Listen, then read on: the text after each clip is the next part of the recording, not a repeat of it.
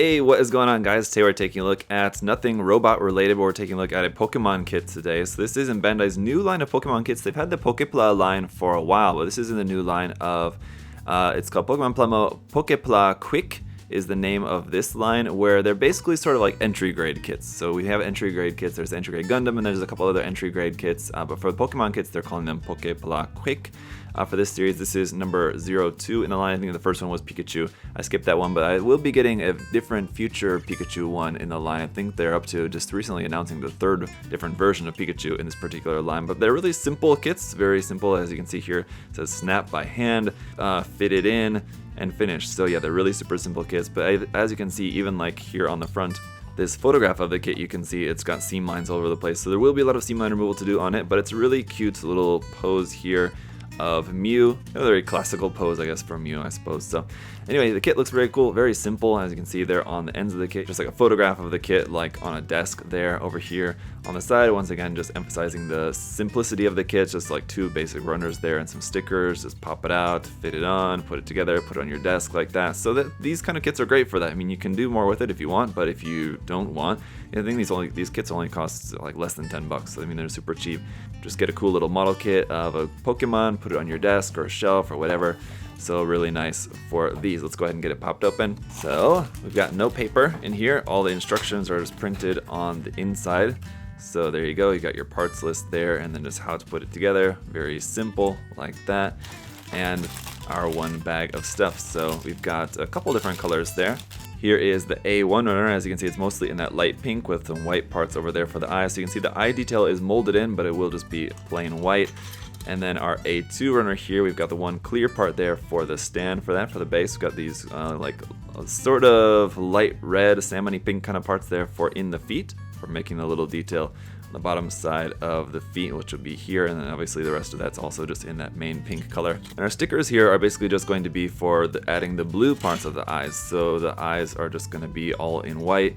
You'll just add this blue onto there. So anyway, let me just go ahead and get this put together, and then we'll see how it looks. Alright guys, so that was a really fast build putting this kit together, and I didn't even snap the parts off the runner as it says that you can, because I still worry about that, and like SD kits and things like that, it says you can do that as well too, just snap the parts off with your fingers.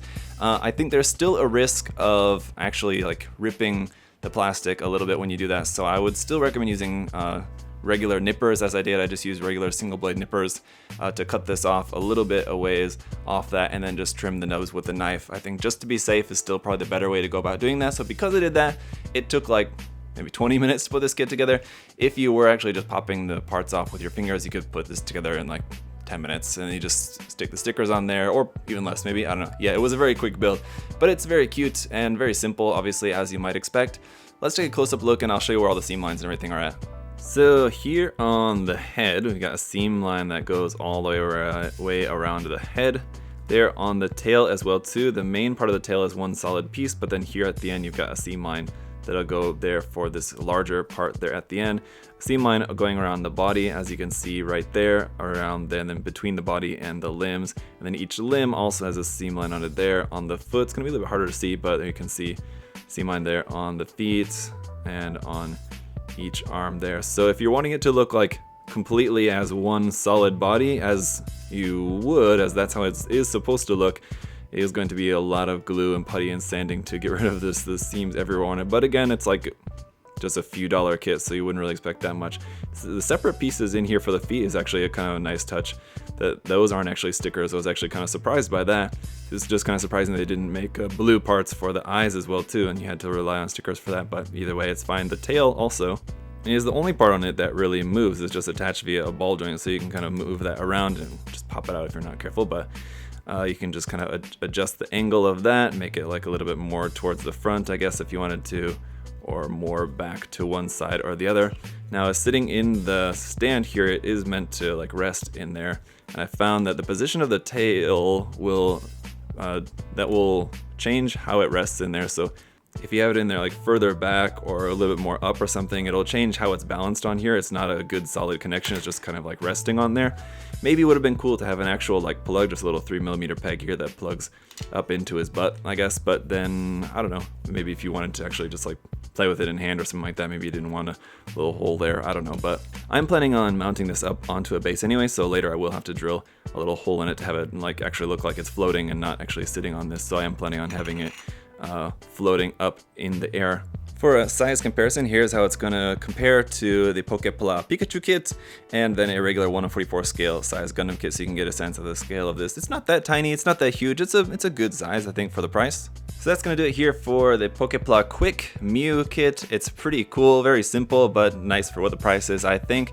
If you guys have any other further questions or comments, of course, do feel free to leave those down below. Thank you guys so much for checking it out. And of course, you guys can check out these kits and everything else on USA Gundam Store. The link will be down below, as always, and you can use my coupon code there, ZakuAurelius10. Save yourself 10% off. Everything else there on the site as well, too. Everything on the site, this and everything on the site, anything you want there. I'm looking forward to checking out some more kits in this line. Being an old school Pokemon fan, I like that they're like all like in the original 150 or first gen Pokemon. That's pretty nice.